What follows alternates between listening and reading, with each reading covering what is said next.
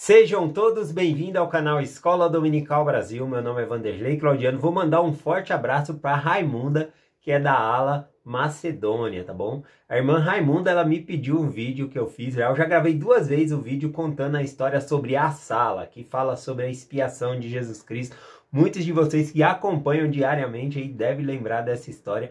Só que eu procurei entre os vídeos que eu compartilhei e eu não achei, tá bom? São muitos vídeos, tem muitos vídeos e para mim achar ficou difícil. Então, se você favoritou aí esse vídeo, né, que eu falei sobre a sala, que é aquela que conta das gavetas, né, dos fichários ali. Se você favoritou aí, tem esse vídeo, manda para mim no meu WhatsApp. Eu deixo sempre o meu WhatsApp aí no final da descrição do vídeo. Bom, manda para mim, que eu vou favoritar também quando as pessoas pedirem e também enviar para a irmã Raimunda, né, que pediu. Então, um forte abraço aí para a irmã Raimunda da ala Macedônia. Também eu quero indicar o canal do meu amigo Leandro Lestat. Se você quer aprender mais sobre Isaías, o canal Leandro Lestat, ele fez uma playlist sobre o livro de Isaías. Ele explicou de um modo muito bom o livro de Isaías. Eu aprendi bastante coisa lá com ele, tá bom? Então vai lá e clica no canal aí, Leandro Lestat. Se inscreva no canal se você não é inscrito, tá bom? E acompanhe lá o estudo que ele fez de Isaías usando o manual do Instituto, fantástico, tá bom? Então, vou deixar o link do canal dele na descrição do meu vídeo e também aí no topo dos comentários, tá bom? Vamos lá para a mensagem de hoje. Ontem eu compartilhei sobre o servo sofredor, que se encontra aqui em Isaías, capítulo 53, dando menção, né? Eu estou dando mais atenção aqui ao servo sofredor como Jesus Cristo, também, mas também significa Israel, significa os profetas, tá bom? Mas eu estou usando mais essa linguagem aqui de o Messias, tá bom? Então vamos partir para essa parte aqui. Hoje eu vou explicar apenas 4 versículos aqui, o versículo do 4 ao 8, tá bom? Tem muita coisa para ensinar. Aí amanhã a gente termina essa parte aqui de o servo sofredor, que é Isaías 53, que ele é muito rico em coisas aqui para nós estarmos aprendendo. O versículo 4 aqui do Isaías 53 diz assim, ó: verdadeiramente ele tomou sobre si as nossas enfermidades, e as nossas dores levou sobre si. E nós reputávamos por aflito, ferido de Deus e oprimido. Então esse é o versículo 4. O versículo 4, tá bom? Ele fala sobre Jesus Cristo levar as nossas dores, tá bom? Sobre o nosso sofrimento. É disso que se trata aqui, né? Aliás, é por causa das dores e o sofrimento do nosso Salvador Jesus Cristo que vem a nossa salvação. Que por causa do sofrimento, que nós chamamos de a expiação que Cristo realizou, é possível a salvação das famílias de toda a humanidade, tá bom? É mediante a expiação de Jesus Cristo. Mas essa profecia aqui, ela também é mencionada lá no Novo Testamento. Mateus, ele fala sobre o cumprimento desse versículo aqui. Lá em Mateus, capítulo 8, versículo 17, ele diz assim: para que se cumprisse o que fora dito pelo profeta Isaías, que diz: ele tomou sobre si as nossas enfermidades e levou as nossas doenças. Bom, aqui ele está se referindo então a Isaías 53, versículo 4. E aqui quando Mateus está falando sobre Jesus Cristo levar as dores e doenças, ele está realmente falando ali que Cristo ele realizou muitas curas, tá bom? Que ele fez muitos milagres e curava cego, curava coxo, curava leproso. Então ele tirou a doença das pessoas. Figurativamente falando, também Cristo ele vai tirar também, figurativamente falando, no sentido de que assim como ele tirou aquelas doenças, ele tira também de nós os nossos pecados, tá bom? Vai haver uma cura nossa no sentido espiritual, tá bom? Então assim como ele curava fisicamente as pessoas e também fazia uma cura ali espiritualmente, quando ele perdoava aqueles pecados das pessoas, era uma cura tanto espiritual como uma cura física, tá bom? Então tem isso também. Por exemplo, né? Lá em Marcos, capítulo 2, no versículo 7, nós vemos quando um paralítico, né, levado. Ele está dentro de uma casa e eles levam um paralítico para dentro da casa. Na verdade, eles têm que descobrir o telhado ali e baixam um paralítico até ele lá. E aí Jesus Cristo, antes de curar o paralítico, né, ele fala para o paralítico, perdoados são os teus pecados. E os escribas que estão ali presentes, eles falam, ele está blasfemando, porque ninguém pode perdoar pecado senão Deus. Quem são os escribas? Os escribas são escritos, né? Copista, eles copiavam a lei, então eles entendiam muito bem da lei. E quando eles dizem que ninguém pode perdoar pecado senão Deus, né, eles estão corretos na frase deles. Porque, na verdade, só Cristo pode perdoar pecados. Só Deus pode perdoar pecados. Tá bom? Mas o que eles não sabiam é que era o próprio Deus que estava ali perdoando o pecado daquelas pessoas. Tá bom? No caso aqui do paralítico. Então, isso se encontra aqui em Marcos, capítulo 2, versículo 7, que diz assim, ó. Por que diz este assim blasfema? Quem pode perdoar pecado senão Deus?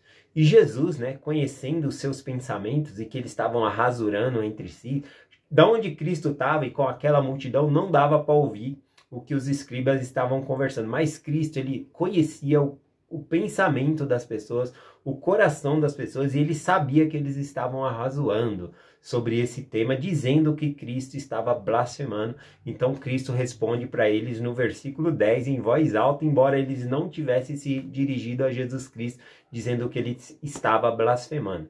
No versículo 10, né, de Marcos 2, ele diz: pois para que saibais que o Filho do Homem tem na terra poder para perdoar pecados, né? Então, Cristo, ele podia sim perdoar pecado, porque ele cumpriria a expiação, ele pagaria pelo pecado de toda a humanidade. Então, assim como ele curava as pessoas fisicamente, também ele podia curar essas pessoas espiritualmente, que no nosso caso também é curar as nossas enfermidades, os nossos pecados, tá bom? E ao paralítico, então, né, depois dele ter perdoado os pecados do paralítico, ele disse: a ti te digo, levanta-te e anda-te, né? Ele disse, qual é mais fácil? Dizer, perdoados são os teus pecados, ou levanta-te e anda-te? Para Cristo é a mesma facilidade. Com o mesmo sacrifício que ele fez com a expiação, ele poderia tanto perdoar pecados como tirar a enfermidade das pessoas, tá bom? Então tem esse significado aqui. O versículo também estava falando sobre que ele é experimentado nos trabalhos. Isso corresponde com que ele tomou as nossas enfermidades, tá bom? As nossas dores. Deixa eu ver aqui, vamos para o versículo 5, tá bom? Ele levou nossas dores sobre si. O versículo 5 aqui diz o seguinte: porém, ele foi ferido pelas nossas transgressões e moído pelas nossas iniquidades. O castigo de nossa paz, a paz estava sobre ele. E pelas suas pisaduras fomos sarados. Bom, isso aqui quando diz pelas suas pisaduras, são pelos seus machucados. Pela expiação de Jesus Cristo é que nós somos sarados, né? Aqui quando diz, né, que foi ferido por nossa transgressão, moído pelas nossas iniquidades, o castigo que nos traz a paz estava sobre ele. A palavra paz aqui no hebraico, ela é traduzida, né, como o significado dela literal significa shalom, que significa estar bem, estar completo, tá bom? Estar repleto, uma pessoa completa, shalom, ou seja, feliz em todas as áreas. É esse tipo de paz que Cristo está falando aqui. Então a nossa paz, né, o nosso shalom vem por causa de Jesus Cristo. E aqui nesse versículo a gente consegue observar também a questão aqui do paradoxo, né? Tem um paradoxo aqui, quer ver? Por exemplo, o que é um paradoxo? Um paradoxo são duas coisas opostas. Por exemplo, ao mesmo tempo que se você olhar para a imensidão do universo, né? Todo o universo, todas as criações de Deus, e você olhar você, uma coisa tão pequena comparado ao universo, você pode dizer, eu sou nada, né? Comparado ao universo. Porém, para Deus, ele criou todas essas coisas porque você é importante. Então, é um paradoxo. Ao mesmo tempo que comparando você com todas, ou comparando eu mesmo com todas as criações de Deus, é como se eu não fosse nada. Ao mesmo tempo, eu sou tudo para Deus. Ele nos ama, tá bom? Nós somos as maiores criações de Deus. Ele nos ama muito. Então isso é um paradoxo, tá bom? São duas coisas assim. Então nesse versículo aqui, ele tem um paradoxo também, tá bom? Vamos pegar aqui para interpretar esse paradoxo, tá bom? Então, aqui no versículo 5, então, quando ele diz assim, ó, o castigo que nos traz a paz estava sobre ele. Castigo é diferente de paz, é completamente oposto, né? Se uma pessoa está sendo castigada, ela não vai sentir-se shalom, né? Não vai se sentir com essa paz, não vai se sentir completo. Então, se ela está no castigo, com alguma enfermidade, com dor, ela não vai estar no sentido de paz. Mas veja só o paradoxo aqui, né? A nossa paz, ela vem por causa que o castigo foi posto sobre Jesus Cristo, né? Porque senão nós pagaríamos pelos nossos próprios pecados, então nós não teríamos essa paz. Então a paz que nos vem por causa de Jesus Cristo. O versículo também diz, né?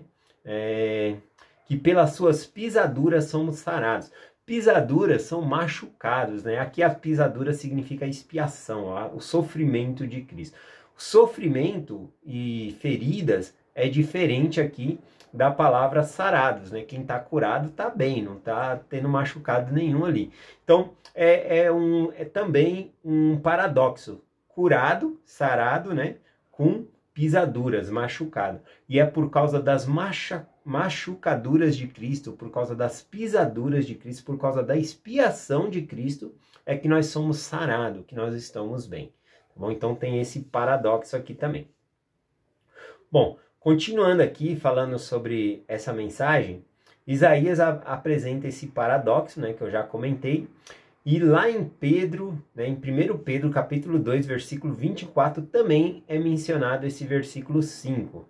Né? Pedro lhe menciona da seguinte maneira lá: o qual levou ele mesmo em seu corpo os nossos pecados sobre o madeiro, para que, morto para os pecados, vivêssemos para a justiça, por causa das feridas que fostes sarados. Então aqui Pedro está falando que por conta que Jesus Cristo ele foi para o madeiro, ele foi crucificado, é que nós somos sarados.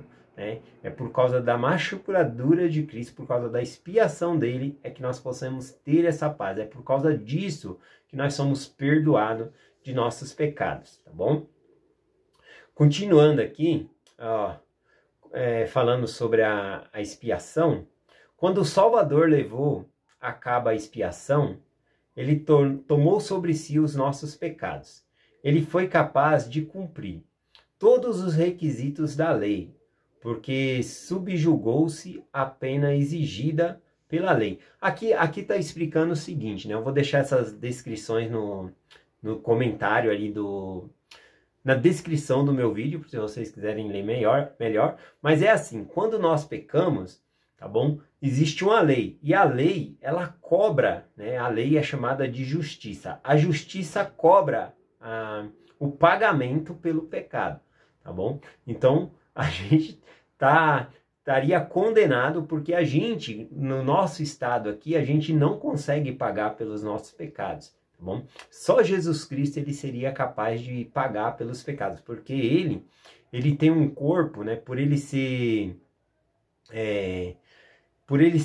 o unigênito do Pai. Unigênito, o que é? Ele é o único que nasceu nessa terra aqui com um corpo mortal, porque ele veio da sua mãe Maria, e também ele tinha um corpo imortal, porque ele nasceu diretamente do Pai Celestial. Então ele tinha essa mistura. E por ter essa mistura, ele tinha então, ele podia escolher continuar vivendo. Ele tinha a imortalidade dentro dele.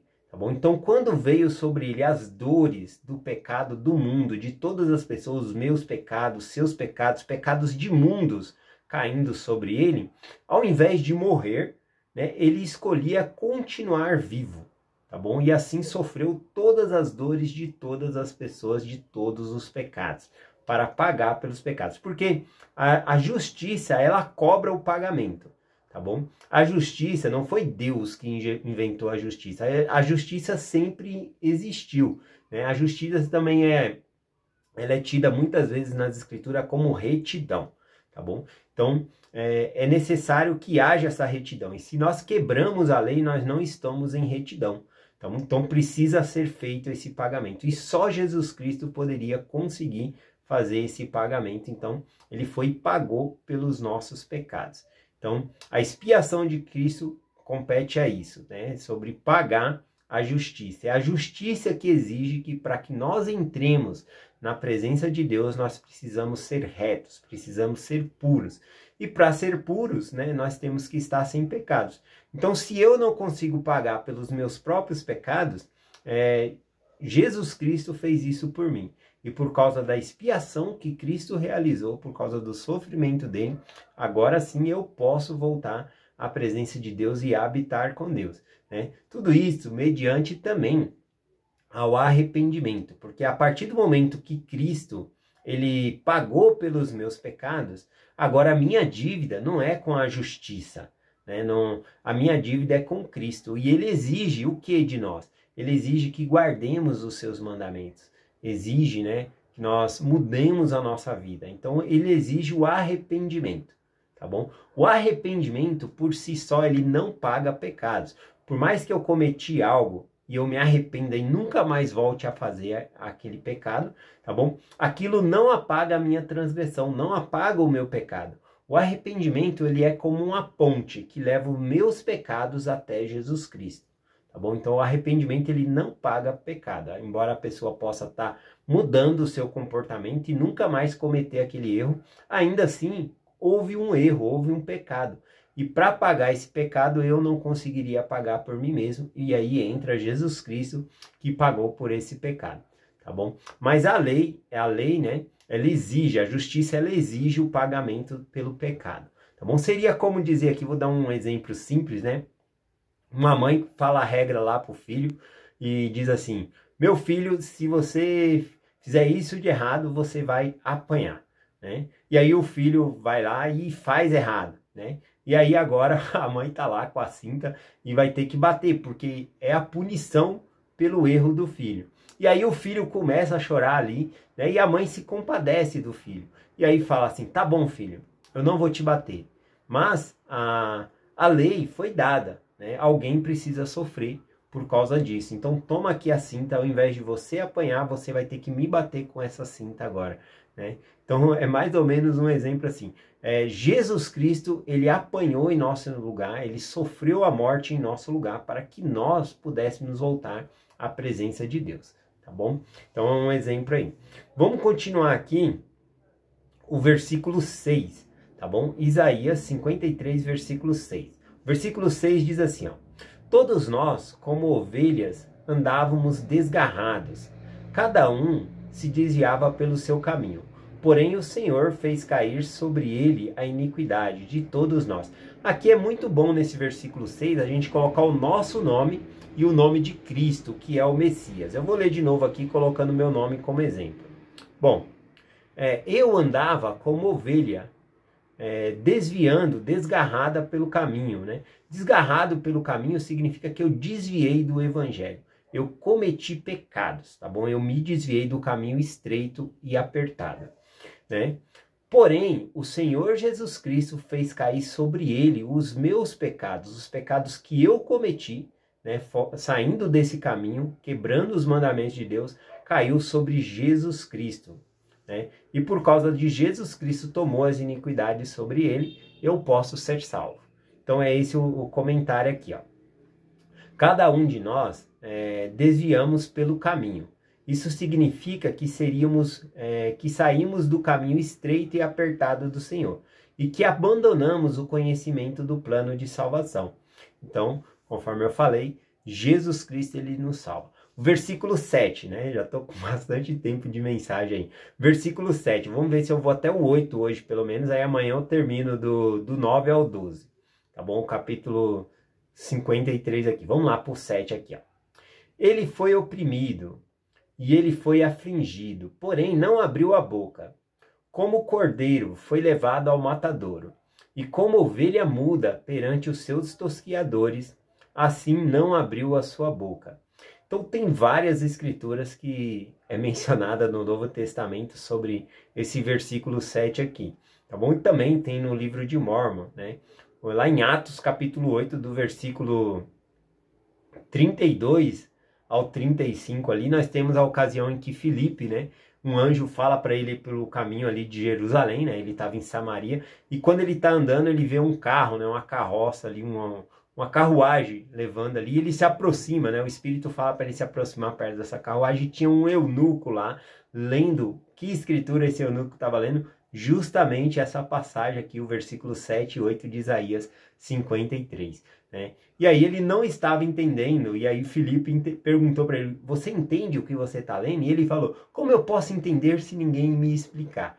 Né? E aí ele subiu na carroça e explicou aquelas escrituras e falou que falava sobre Cristo aquela escritura e explicou outras escrituras, né? E aquele eunuco, ao saber que falava do Messias e todas essas coisas, ao ver água ali, né? Ele, em um determinado ponto que eles estavam passando, ele viu água, ele falou ali, olha lá a água, o que me impede de ser batizado? Então parou a carroça ali naquele local, né? E ambos desceram até as águas. E aí Filipe batizou o eunuco ali. É incrível essa passagem em Atos capítulo 8, porque após o batismo ali, Filipe ele é levado, né?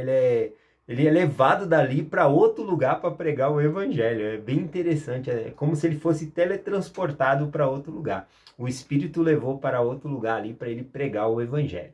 Tá bom? Eu gosto bastante dessa passagem aqui, que fala sobre esse Isaías aqui. Essa parte que fala, né, que ele ficou mudo perante os seus tosquiadores, nós temos lá em Lucas capítulo 23, versículo 9, né, quando ele estava perante Herodes, né, e interrogava-lo com muitas palavras, porém ele nada lhe respondia. Herodes, né, ele foi a única pessoa que esteve perante Jesus Cristo face a face e não ouviu a voz de Jesus Cristo.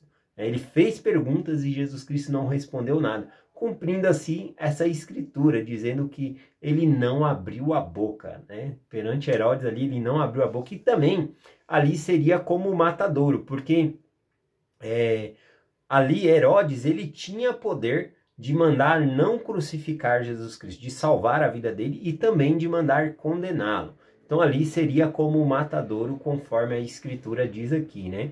Deixa eu ler de novo a escritura. Isaías, capítulo 53, versículo 7. Ele foi oprimido e ele foi afligido, porém não abriu a boca. Como um cordeiro foi levado ao matadouro, que era ali Herodes, né? E que ele tinha esse poder de matar ou deixar salvar. Vamos finalizar aqui com o versículo 8, tá bom? Diz assim o versículo 8. Da opressão e do julgamento foi tirado. Quem cortará o tempo da sua vida? Porque foi cortado da terra dos viventes. Pela transgressão de seu povo ele foi ferido. Bom, no livro de Mórmon ele fala um pouco diferente lá. Compensa muito, porque vai falar lá quem declarará a sua geração, que significa a divindade de Jesus Cristo, quem declarou a divindade de Jesus Cristo. Né? Abinadi, ele fala sobre isso. Quem quiser ler lá, fica lá em Mosias, capítulo 14, versículo 8. E depois Abinadi, lá no capítulo 15 de Mosias também, ele vai explicar ricamente sobre essa parte aqui. Tá bom? Quem quiser ir lá conferir. Então, finalizando aqui com o versículo 8, né, falando sobre a crucificação de Jesus Cristo, né? Não adianta a gente ficar com raiva dos judeus, dizendo... por causa os judeus crucificaram Jesus Cristo. Não, Jesus Cristo ele foi crucificado por causa dos meus pecados. Ele tinha todo o poder em todo momento de não ser crucificado. Ele tinha todo esse poder. Porém, ele deixou-se ser crucificado para pagar pelos meus pecados, pelos meus erros. Então seria mais certo dizer que Cristo ele foi crucificado não por causa dos romanos, não por causa dos judeus, mas por causa dos meus pecados, tá bom? Eu deixo essa mensagem com vocês, em nome de Jesus Cristo, amém. Até amanhã.